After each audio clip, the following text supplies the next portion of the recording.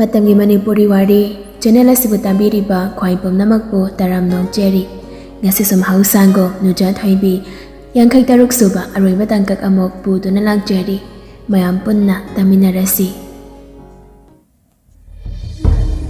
Nathai Biramle, Lucy Binangna, Punsigi Sang Lambi Sida, Idom Tarak. Kaina Bagi Majagbo, Ifamda, Kudol Tamnamlaga, Nandi Chatkri. Yamna Labna, Sagoda Basangsaran Dogi, Malang Palduda. Adoga Tambiramle, Aibuna, Taibang Mapok Asida, Nangi Mamal Naidraba, Kudola Sigaloinana.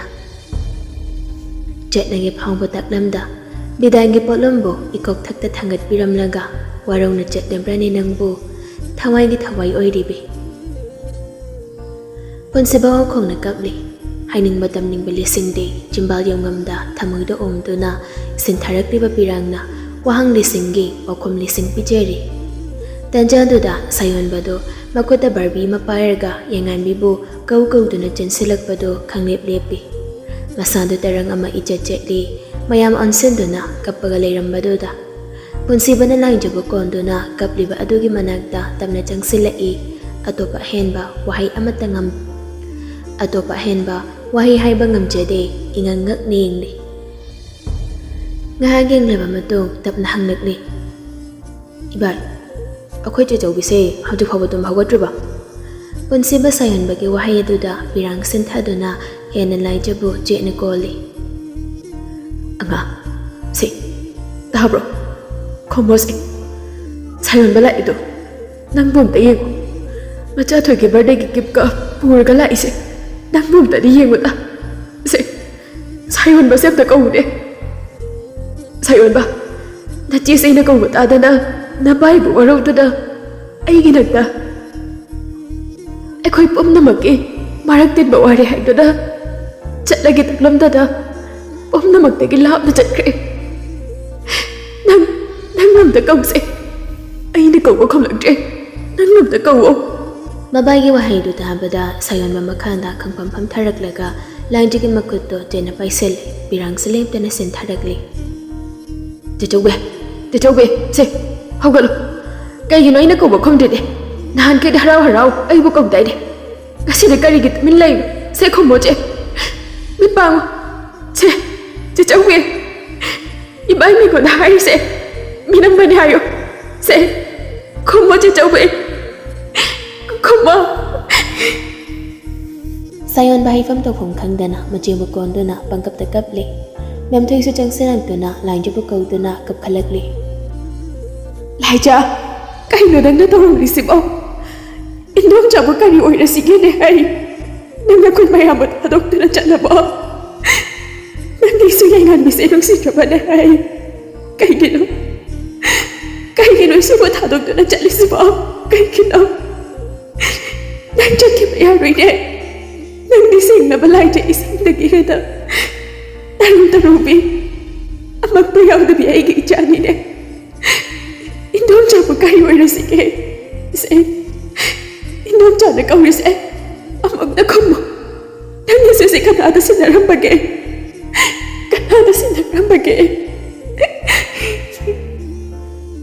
Lembi sumakot ni Masani, hayhom na duna, tamoy tiyang nagkaplaga hayrakli. Imagi Laija, imaw da bupara ba di kanduda, ima na laipam ko ding chaduda, imaw gipon si tingjal nung ki ba ni day, ado mo nga si di ari batari, imaw ko kanyoy na si kay, nang napurag bagi mataw sa iyik mga libro day, libro. Mayam da kapag ikontrol do na, gano pong ninli. Ponsibo do lain jabu ko laga kapang badagi kari khalak pano khangde. Lain jabu makada pathamla do na konjal do kalap na. Nang komjo ba nadra? Nang ngay bu thadok do na chatla ba nadra? Nang ngay bu thadok do na chatla ba nadra? Yaroi. Nang natin na chat pa yaroi. Ay siya nang ginabili. Ay silake. Aga. Nang ngay bu ngay ramo ko. Ay silake. Wahay do hayram naga pag hawag do na ponsibo ka nagi chantokre. Lairiba mayam ang pakat na rin ang baga pangkag oiramba punsibagi matawa duda. Nando do pakat na Henba, nayam ba sabta tanong ni? Nayam ba singaw rin? Ipagi henba, ꯅꯪꯒꯤꯅ ꯌꯥꯝꯕꯁꯤ ꯉꯥꯎꯔꯦꯅꯦ ꯑꯍꯦꯟꯕꯁꯨ ꯆꯦꯟꯊꯣꯛꯈꯤ ꯊꯣꯡꯖꯤꯜ ꯃꯌꯥꯗꯨꯗ ꯄꯨꯟꯁꯤꯕꯕꯨ ꯃꯈ꯭ꯋꯥꯡꯅ ꯀꯣꯜꯂꯒ ꯐꯥꯏ ꯄꯨꯟꯁꯤꯕꯁꯨ ꯍꯦꯟꯕꯒꯤ ꯃꯈꯨꯠꯇ ꯄꯥꯏꯔꯦꯟꯗꯨꯅ ꯍꯦꯟꯕ ꯀꯩꯅꯣ ꯅꯪ ꯑꯩꯕꯨ ꯐꯥꯔꯤꯁꯦ ꯊꯥꯗꯣꯛ ꯍꯦꯟꯕ ꯑꯩꯕꯨ ꯊꯥꯗꯣꯛ ꯅꯪꯒꯤ ꯇꯩꯃꯒꯤ ꯃꯇꯨꯡ ꯏꯟꯅꯈ꯭ꯔꯗꯧꯅꯤ ꯃꯍꯥꯛ ꯃꯊꯟꯇ ꯆꯠꯄ ꯉꯝꯂꯣꯏ ꯑꯁꯤꯕꯒꯤ ꯏꯄꯥꯛꯇꯣ ꯌꯥꯝꯅ ꯆꯥꯎꯋꯦ ꯍꯥꯏꯕ ꯇꯥꯏ ꯑꯩ ꯌꯥꯎꯗꯅ ꯀꯔꯝꯅ ꯃꯊꯟꯇ ꯄꯥꯛꯂꯕ ꯏꯄꯥꯛꯇꯣ ꯂꯥꯜꯂꯣꯏꯅꯦ ꯁꯦ ꯍꯦꯟꯕ ꯑꯩꯕꯨ ꯊꯥꯗꯣꯛ ꯄꯥꯛꯂꯕ ꯏꯄꯥꯛ ꯃꯝꯂꯕ ꯂꯝꯕꯤꯗꯣ ꯑꯩ ꯌꯥꯎꯗꯅ ꯀꯅꯥꯅ ꯂꯝꯖꯤꯡꯕꯤꯒꯅꯤ ꯑꯩ ꯆꯠꯀꯦ ꯍꯦꯟꯕ ꯑꯩꯕꯨꯁꯨ ꯊꯥꯗꯣꯛꯑ ꯆꯠꯀꯦ ꯑꯍꯦꯟꯕꯁꯨ ꯀꯞꯅ ꯀꯞꯅ ꯈꯨꯝꯂꯛꯂꯤ ꯇꯥꯆꯧ ꯅꯪ ꯑꯗꯨꯃꯥꯏꯅ ꯇꯧꯅ ꯏꯆꯥ ꯌꯦꯡꯍꯟꯕꯤꯁꯦ ꯅꯨꯡꯁꯤꯗ꯭ꯔꯕ ꯇꯥꯆꯧꯅ ꯏꯇꯩꯃꯒꯤ ꯃꯇꯨꯡ ꯏꯟꯈ꯭ꯔꯕꯗꯤ ꯏꯆꯥ ꯌꯦꯡꯍꯟꯕꯤꯁꯦ ꯃꯃꯥ ꯃꯄꯥ ꯂꯩꯇꯕ ꯃꯆꯥ ꯑꯣꯏꯍꯧꯔꯅꯤ ꯀꯅꯥꯅ ꯃꯥꯕꯨ ꯂꯝꯖꯤꯡꯕꯤꯒꯅꯤ ꯄꯨꯟꯁꯤꯕꯗꯨ ꯉꯁꯥꯏꯈꯩ ꯃꯁꯥꯅ ꯇꯔꯪ ꯑꯃꯗ ꯂꯩꯔꯨꯕꯅꯤ ꯃꯆꯥꯕꯨ ꯅꯤꯡꯁꯤꯡꯂꯨꯗꯕꯅꯤ ꯑꯍꯦꯟꯕꯅ ꯌꯥꯏꯉꯥꯟꯕꯤꯕꯨ ꯄꯜꯂꯛꯄꯗꯨꯗ ꯃꯆꯥꯕꯨ ꯅꯤꯡꯁꯤꯡꯂꯛꯂꯤ ꯃꯆꯥꯗꯣ ꯑꯩ ꯄꯄꯥꯒꯤ ꯌꯥꯏꯉꯥꯟꯕꯤ ꯄꯄꯥ ꯂꯩ 이자하게니 빠빠라예 햄바 나도 오세 아이 자기 말할 때 젖게 나도 ꯑꯍꯦꯟꯕꯁꯨ ꯄꯨꯟꯁꯤꯕꯕꯨ ꯇꯞꯅ ꯊꯥꯗꯣꯔꯛꯂꯤ ꯄꯨꯟꯁꯤꯕꯁꯨ ꯀꯥꯟꯗꯨꯗ ꯑꯃꯨꯛ ꯆꯪꯁꯤꯜꯂꯛꯂꯒ ꯊꯣꯏꯅꯨꯅ ꯄꯝꯂꯤꯕ ꯌꯥꯏꯉꯥꯟꯕꯤꯕꯨ ꯂꯧꯔꯒ ꯄꯝꯃꯤ ꯑꯗꯨꯒ ꯂꯥꯏꯖꯒꯤ ꯑꯁꯤꯕ ꯍꯛꯆꯥꯡꯗꯨꯒꯤ ꯃꯅꯥꯛꯇ ꯆꯪꯁꯤꯜꯂꯛꯂꯒ ꯃꯆꯥꯊꯣꯏ ꯅꯪ ꯃꯃꯥꯗ ꯏꯆꯥꯕꯨ ꯊꯝꯃꯝꯃꯒ ꯆꯠꯈ꯭ꯔꯦ ꯅꯪ ꯃꯃꯥꯁꯦ ꯆꯠꯈꯤꯅꯨ ꯍꯥꯏꯌꯨ ꯑꯃꯨꯛꯇ ꯈꯥꯝꯃꯨ ꯑꯩ ꯂꯣꯏꯔꯦ ꯑꯩ ꯈꯣꯏꯔꯛꯄ ꯄꯨꯟꯁꯤꯕꯗ ꯇꯧꯕ ꯉꯝꯗꯕ ꯀꯩꯁꯨ ꯂꯩꯇꯕꯅꯤ ꯑꯗꯨꯕꯨ ꯉꯁꯤꯗꯤ ꯑꯩꯒꯤ ꯅꯨꯡꯁꯤꯕꯤꯕꯨ ꯈꯣꯏꯔꯛꯄ ꯄꯨꯟꯁꯤꯕꯗ ꯈꯥꯝꯖꯕ ꯉꯝꯈꯤꯗ꯭ꯔꯦ ꯑꯉꯥꯡ ꯑꯩꯕꯨ ꯀꯔꯤ ꯇꯧ ꯍꯥꯏꯕꯅꯣ ꯅꯪ ꯑꯩꯒꯤ ꯅꯨꯡꯁꯤꯕꯗꯣ ꯁꯤꯊꯅꯝꯂꯒ ꯑꯩ ꯅꯪꯒꯤ ꯅꯇꯨꯡ ꯏꯜꯂꯛꯄ ꯉꯝꯗ꯭ꯔꯦ 이자 예감비부 탐나가 아이 정말 감제 내가 이거 와라고 놓고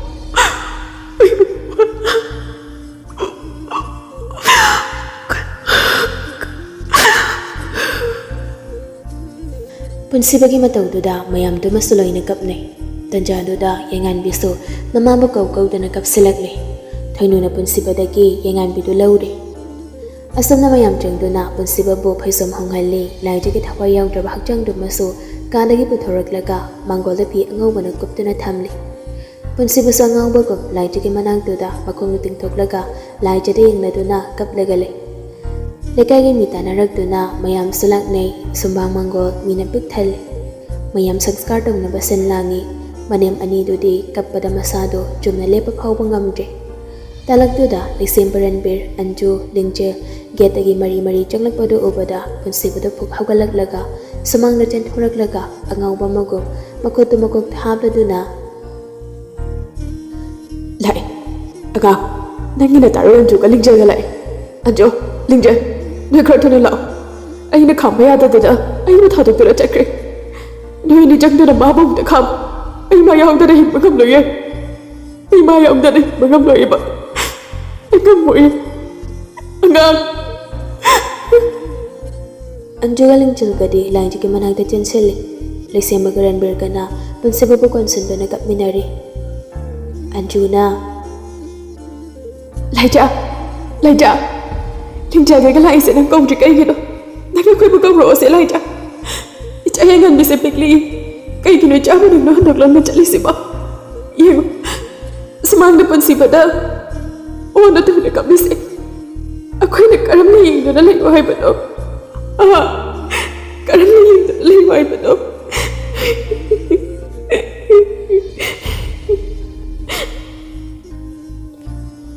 ꯂꯤꯡꯖꯦꯜꯅ ꯂꯥꯏꯖꯒꯤ ꯀꯞꯂꯤꯕ ꯐꯤꯗꯨ ꯍꯥꯏꯗꯣꯛꯇꯨꯅ ꯌꯦꯡꯂꯨꯕꯗ ꯂꯥꯏꯖꯒꯤ ꯃꯀꯣꯛꯇꯒꯤ ꯁꯝꯗꯨ ꯌꯥꯎꯔꯝꯗ꯭ꯔꯦ ꯃꯌꯥꯝꯅ ꯏꯃꯨꯡꯗꯒꯤ ꯊꯥꯡꯗꯣꯛꯄꯗ ꯂꯧꯊꯣꯛꯅꯈ꯭ꯔ ꯃꯥꯜꯂꯦ ꯂꯥꯏꯖꯒꯤ ꯃꯀꯣꯛ ꯃꯁꯝ ꯌꯥꯎꯗꯕꯗꯨ ꯎꯕꯗ ꯂꯤꯡꯖꯦꯜꯗꯨ ꯃꯈꯣꯜ ꯍꯧꯅ ꯀꯞꯈꯠꯂꯛꯂꯤ ꯀꯩꯅꯣ ꯅꯪ ꯌꯧꯔꯝꯂꯤꯕ ꯐꯤꯕꯝꯁꯤꯕꯣ ꯑꯌꯦꯡꯕ ꯉꯝꯗ꯭ꯔꯦ ꯂꯥꯏꯖ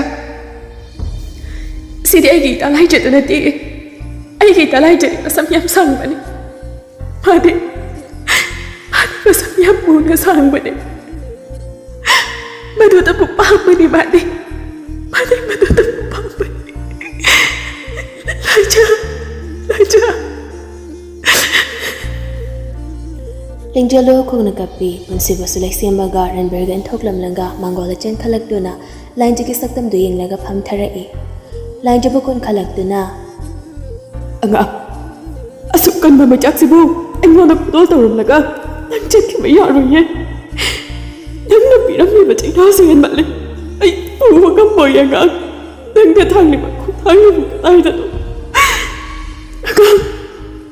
Anga. Mata. Nang này ba dung si ba ida ba. Thang ni ba thang se. Ai ni ya ning di. Nang na tong ni se. Ai ya piti. Nang ay manung si panati. Dumi. Nang ay manung si panati. Kari gumba. Nang ay manung si na ba di. Ay matarag to na kacaloy na ba di. Nang kaya kanggan mi tamoy do. Nasin eh. Ay warong sa kamong no ye. Agaang. Ay ihin na malising sa rotsin na da. Karam na may jaksi. Kaangay sige. Kaangay sige.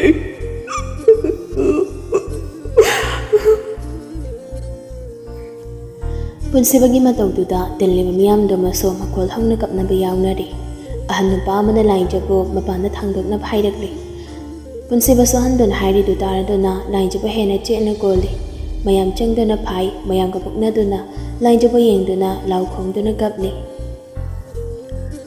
Anga. Nang adum na chat kiyo ya rồi. Se. Ay ga gang po kito.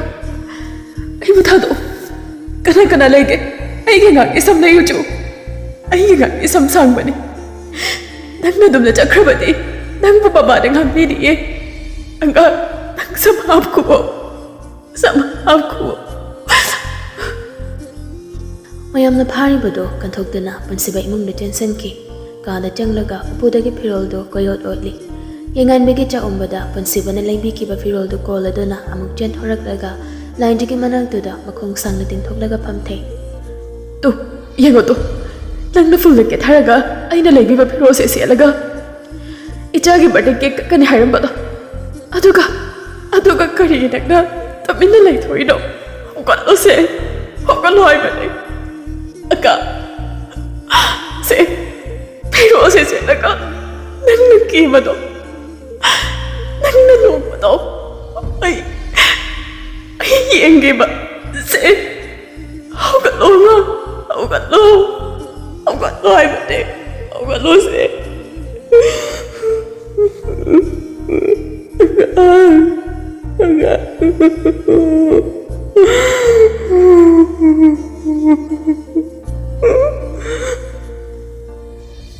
Noisu. Ay kang naki ba to? Nakoy yung intro.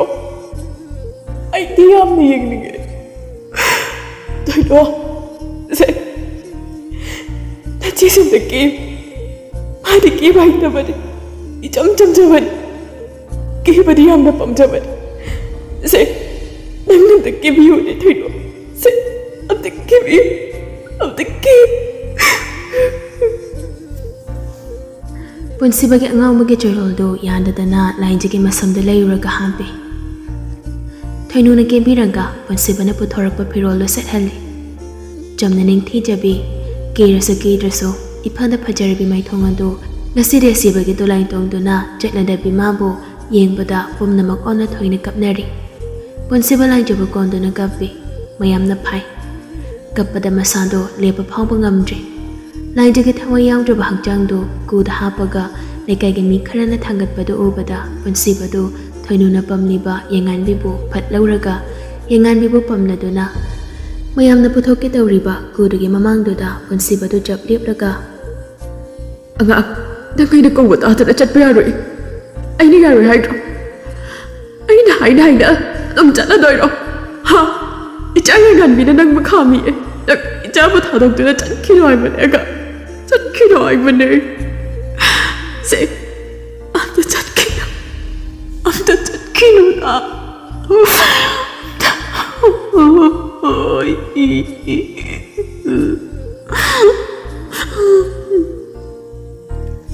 Yengan bisu punsiba ki matangduda mama mapa kauduna kap khalakli punsiba so yengan bibu konsentuna hik kapli Macha Thoi papa kai dawai ban nangi mama se papa na kawat na da mung chakre se nang kap kana se nang mama se nang na khang pasat aj aroi boina na mamu kurum se punsiba du pham tharak laga yengan bigi makut macha du paranduna koda gi mamang du kurum halli punsiba gi matangduda mayam soloina kapnari mayam changduna sanskar daukre yelama miyam du maso asum hanakre numidang wairam do punsiba yengan bibu konduna tum khibani numidang gi pung nipal ram tarak pada waida punsiba do mit singlakli nahan makai mit singlak padadi laijana nakanda tumlaga lairambani Adu ngasi lain jagi tumpham mapado ihang hang badoda punsiba do lain ja sikre leiki ja hai bado kauthok lain ja leram da badoda pukhawgalanga lain ja bu kauduna ka de kitchen thoragli anga muchau tabro kadai laino nasa nungai daga ko ja chali de bukai gino ai saw ro kai lege mayam da mayai ka na pulap phamlanga leram bani punsiba na chen thorak po ubaduda puk hawgande hen bana chen silak laga daja kadai dano hain dona punsiba bo phai nang de madi kadai chakhra gen ba aina mi chunglak pada matum namre kadom na jakya chakhom nam de lehobra machagi matau de lembi do yengba ngam dana kap khalakli imagi bowa ima bu kari oi sige nangina tau sibo Ima bukan amna yang dona lagi kat orang bano. Ini yang gila aja.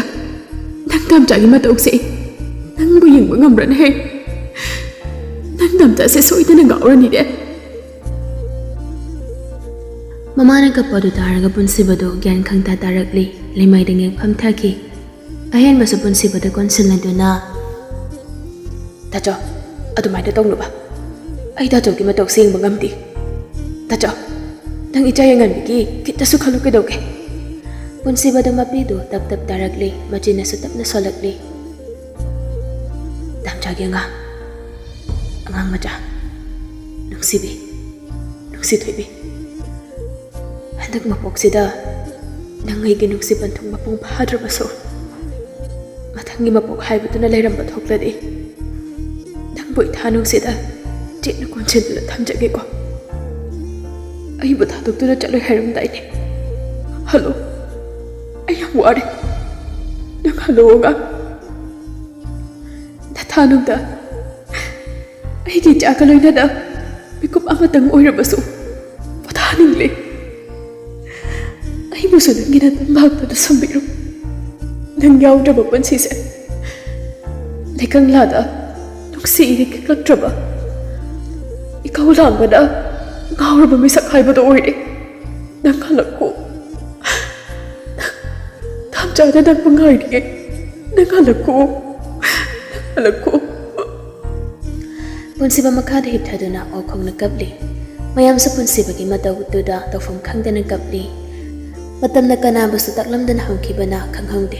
Ngasi di yangan biso pungkak chawragli. Ado balay jalay kitrawa madong punsiba ang baga jak manari jani thakani khangde nongan baga thokrani yub taptan thaklaga numidang athing bad hanjalakani Angel samachanu pam phangjari lai jana sinaram bagi matung inna thoinunga ningthemga saluhongkre mayam bana angawba magum lay khrabada ahen bado tabak mayam do mathanda koi chen chelaga hotnambada yumda ngakta phawba leiba sangdi numidang amani punsiba yu taptana thaklaga laijagi photo mayam thelaga thamliba kadoda janglakladuna photo singdo nisana ngauraba urum tawraba mit ani duna amamam tenglakli photo singdo yenglaga nokfe tawje machinduda so pendana sonje nuksibanida pamubanida ayang hangdo angang nangai bu thadukduna chatpado dungaibra ha aina nang kaina bagi Kaucha na ragalay basi nanging mangambra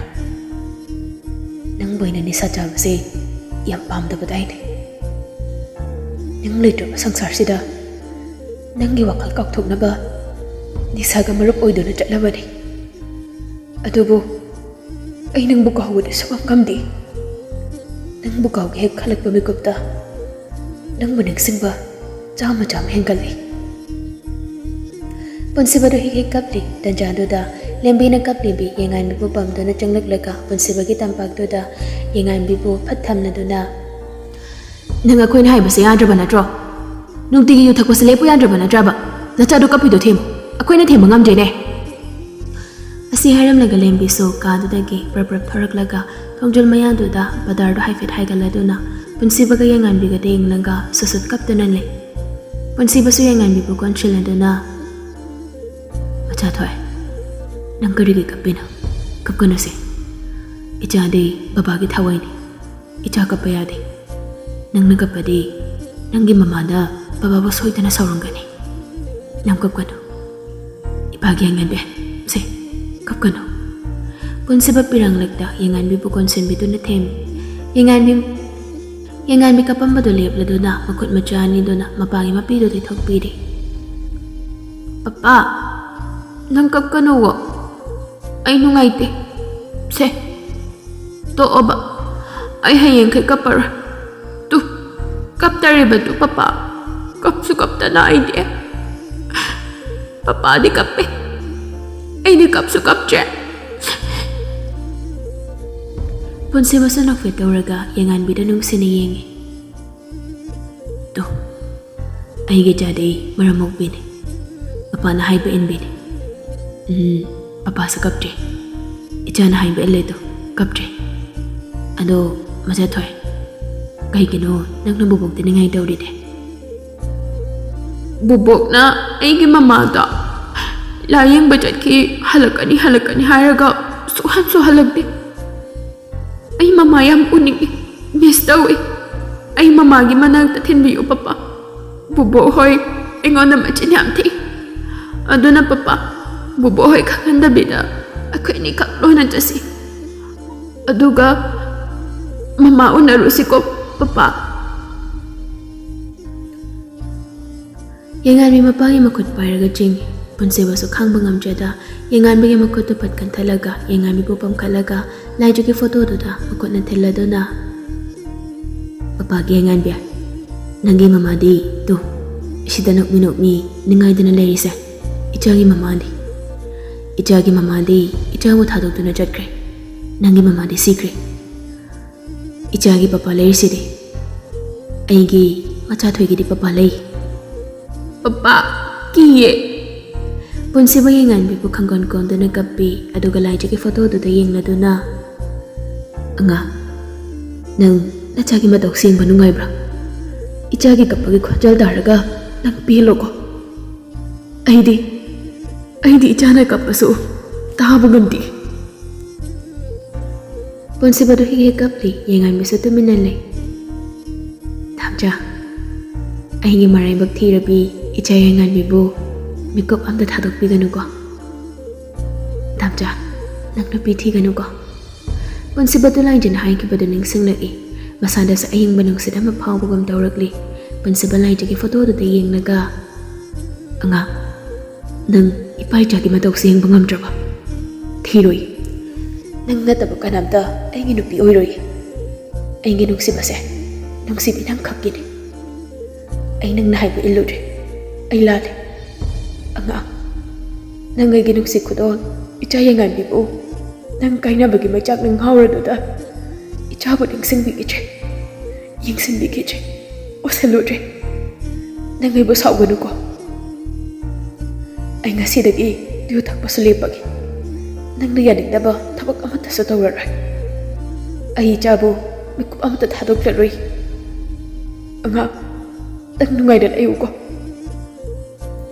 mapam chagi matau do uraka nando lembi rasi su thongjol mayandu da susut kapli yengan bisu mapangi matha dagi tamna thorak dona makut macha ani dona mapagi pi tu tai thok bi de jahi mari gi matung deni ngasi sintha english school ki parents day numit ni stage mathak tu da yengan bisu isai sakna basim sari madam Nungcthoi na momon nok laduna yengan be hauro Yengan bisu makuta parin ba microphone ado jumba mayana thangjillaga isaidu sakpa haurakli. Isaidu sakpa loirakpada yengan bi birangtana thamatlaba mamit anidona mabu yenglaga khonjalo tanik mapabu kaujarakli. Papa, punsi basu mayam maraktagi phok hawalaklaga papa yengan bi. Asi hairaga punsi ba mayam ge maraktagi chen thoraklaga stage mathaktaga khalakduna yengan bi bu konsin biduna hikapli. Papa, isaida mama palasu. Aigidi, papa na pomnamak ni papa. Nangkap ka na. Papa kap ka na. Syukap ka na ko. Aigidi, papa na tada. Karasulay di. Papa di. Aigidi, mamaso. Papaso di. Kap ka na papa. Kap ka na. Punsi ba machabok mathanong digilaw thoraklaga yengan bigi sintharakliba pirang sangatay thokpiri. Yengan biso mapada nung sinayang maduna. Papa, ahojiki saydo bhazabra. Bhazay, ijani henhele. Atudi papa nan tatan haiba najalagdagi athoibi Nuja Thoibi hangani haibada. Ay oirani ko papa. Oirani. Ay gija yengan bidi. Nujalagdagi Thoibi, Nuja Thoibi ni, Nuja Thoibi. Matang sida Nuja Thoibi kauba tangkak naiba wari sige ariba tangkak oijari. Mayam pam namagpu amuk kahanda ikok nona kharumjari.